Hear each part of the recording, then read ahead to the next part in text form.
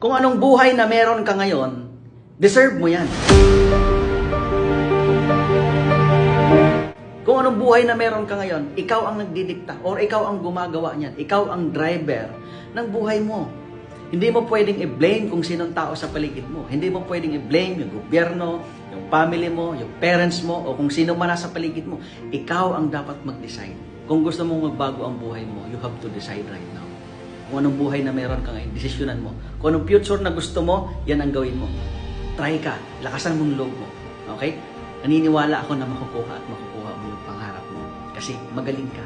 Nasa comfort zone ka lang na akala mo wala kang ibang alam kundi yan lang ginagawa mo. Lumabas ka dyan. And ako na magsasabi sa'yo.